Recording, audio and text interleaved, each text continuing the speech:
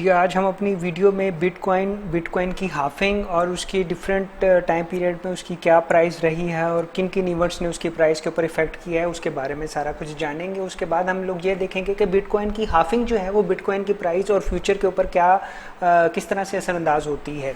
और इसके साथ साथ हम लोग ये देखेंगे कि बिटकॉइन ने किन किन स्टेजेस के ऊपर किन किन इवेंट्स के ऊपर एक पॉजिटिव मूव ली है। हिस्टोरिकल डाटा रिव्यू कर रहे हैं और हम लोग डेट वाइज ये देखेंगे कि जी कि किन डेट्स के ऊपर किन इवेंट्स के ऊपर बिटकॉइन ने किस तरह से अपना मार्केट में अपनी पेनिट्रेशन और मार्केट में अपनी प्राइस को मैनेज किया। 2009 में ये बिटकॉइन जो है लॉन्च हुआ था तो उस टाइम इसकी प्राइस तो ऐसा कुछ थी नहीं।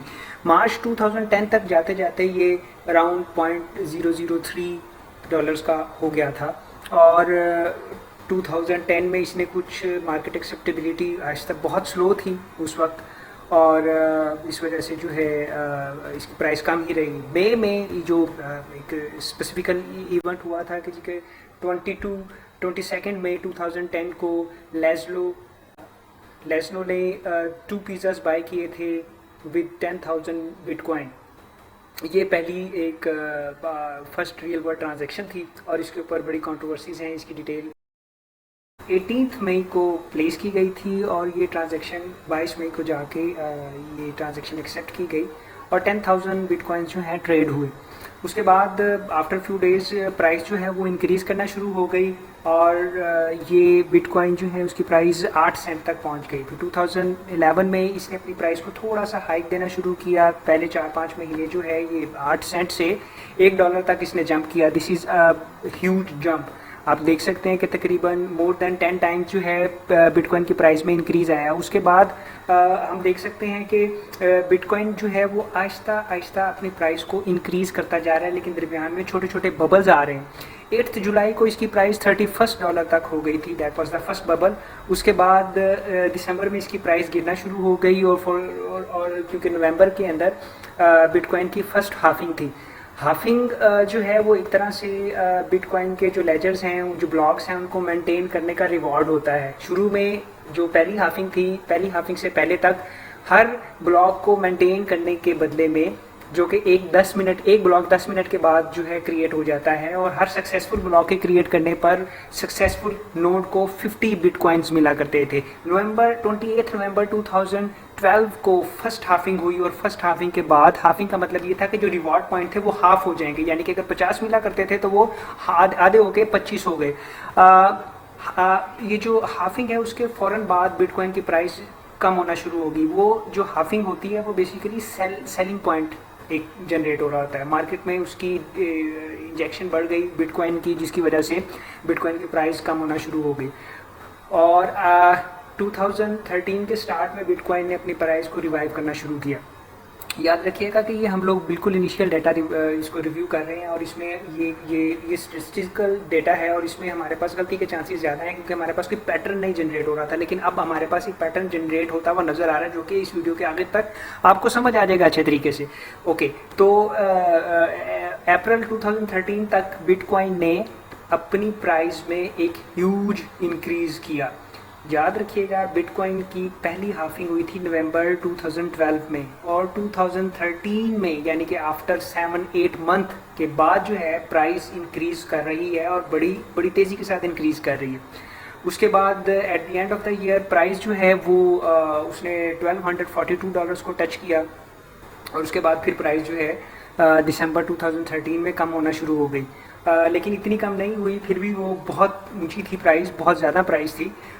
उसके बाद अगर हम लोग इसको देखें इसकी प्राइस को 2016 में दूसरी हाफिंग थी। दूसरी हाफिंग से पहले तक प्राइस डिक्रीज़ हुई है। दूसरी हाफिंग जब हुई है उस टाइम मार्केट में दोबारा इंजेक्शन स्टार्ट हुई जिसकी वजह से प्राइस थोड़ी सी डिक्रीज़ हुई, लेकिन उसके बाद फिर इंक्रीज़ होना शुरू हो गई, लेकिन इतनी ज़्यादा नहीं।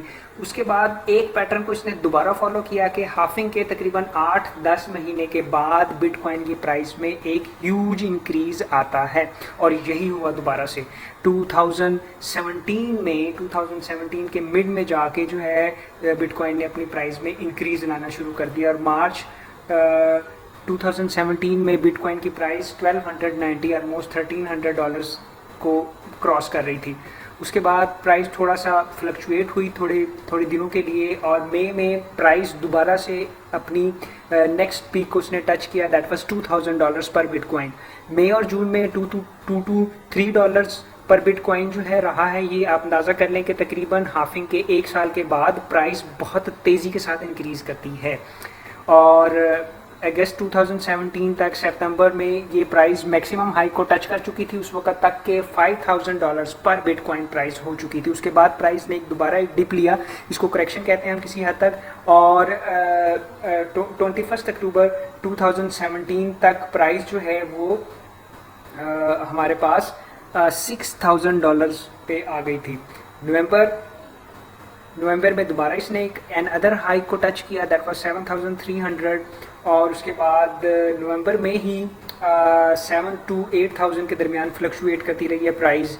फिर ये बिटकॉइन की हाफिंग के सेकंड हाफिंग के बाद की रेट्स हैं।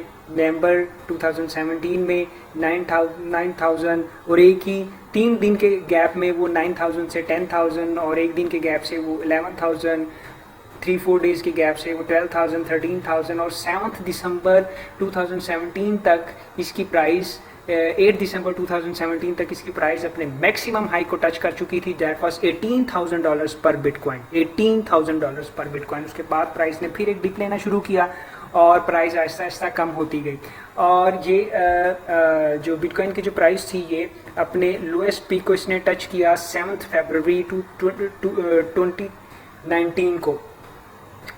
ये बिटकॉइन की हाफिंग के बाद सबसे कम प्राइस थी। उसके बाद प्राइस ने दोबारा से करेक्शन लेनी शुरू की, और बिटकॉइन जो है 26 जून 2019 में $12,637 पर बिटकॉइन के ऊपर ट्रेड होना शुरू हो गया। ये एक छोटा सा हिस्टोरिकल डाटा था जो कि ये बात एक एस्टैब्लिश करता है कि बिटकॉइन की हाफिंग जब होती है तो वो टाइम होता है कि वो मार्केट को वॉच करने का टाइम होता है। आप बिटकॉइन या दूसरी क्रिप्टो करेंसी को वॉच करें और बहुत अटेंटिव होकर बैठें, क्योंकि यहाँ पे मार्केट कोई ना कोई पोजीशन लेना शुरू करेगी। और ये याद रखिएगा कि तकरीबन 8-10 महीने के बाद, बिटकॉइन की हाफिंग के 8-10 महीने के बाद 2 से 3 हाफिंग में ये ऑब्जर्व किया गया है कि बिटकॉइन की प्राइस बहुत ऊंचा जाती है। इसका मतलब ये हुआ कि बिटकॉइन के साथ एसोसिएटेड बाकी क्रिप्टो करेंसी की प्राइस भी बहुत ऊंचा जाना एक्सपेक्टेड है।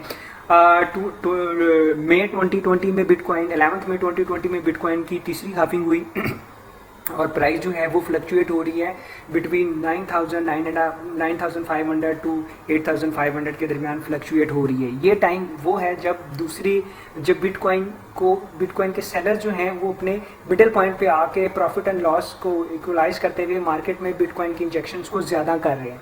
ऐसी सूरत में ये टाइम सेल का टाइम है, ये बाय का टाइम नहीं है। लेकिन आप मार्केट को पूरे ऑब्जर्वेंट होकर देखते रहें और आप देखते रहें कि जी के मार्केट में किस टाइम पे हम लोगों ने एंटर होना है, और दूसरी किसी करेंसी को, क्योंकि वो भी अपनी पोजीशन अपना मोमेंटम क्रिएट कर रही हैं, तो किस करेंसी को हम लोगों ने इन्वेस्ट करना है, आप उसको स्टडी करते रहें।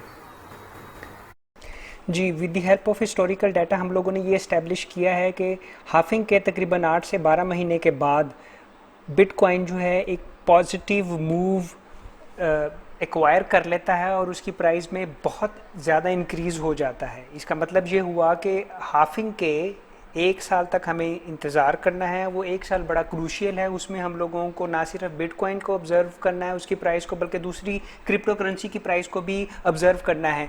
यहाँ पे इस टाइम पीरियड के दौरान हमें कोई एक ऐसा क्वेश्चन मिलेगा जहाँ पे हम लोग मार्केट में एंटर हो सकते हैं। एंटर होने का मतलब ये है कि अब हम लोग आहिस्ता आहिस्ता करके अब कॉइन्स, डिफरेंट किस्म के कॉइन्स ख़रीदना शुरू करेंगे और तकरीबन 6, 8, 10 महीने तक हम लोग उन्हें अपने पास होल्ड करेंगे, क्योंकि हाफिंग के 1 साल के बाद बिटकॉइन की प्राइस में इंक्रीज़ आएगा। बिटकॉइन की प्राइस इंक्रीज़ होगी तो उसके साथ दूसरी जो एडजेसेंट करेंसीज़ हैं उनकी प्राइस में भी बहुत तेज़ी से इंक्रीज़ आएगा। उनकी प्राइस इंक्रीज़ होती है तो डेफिनेटली हम लोगों के पास चांस है कि हम लोग बहुत ज़्यादा पैसा इससे कमा सकें। याद रखिएगा, ये मेरा पर्सनल ओपिनियन है जो कि मेरी रिसर्च के ऊपर बेस करता है। आप लोगों ने जब भी अपना कोई इन्वेस्टमेंट डिसीजन करना है तो आप अपनी रिसर्च करें, उसके बाद जो है आप किसी भी क्रिप्टो करेंसी में इन्वेस्ट करें। ये चैनल मैंने सिर्फ और सिर्फ लर्निंग पर्पसेस के लिए बनाया है। मेरे चैनल को प्लीज़ सब्सक्राइब कीजिएगा और बेल आइकन को भी प्रेस कर लीजिएगा ताकि आपको वैल्यूएबल इन्फॉर्मेशन टाइम पे मिलती रहे। Thank you very much. अपना ख्याल रखिएगा। Bye bye.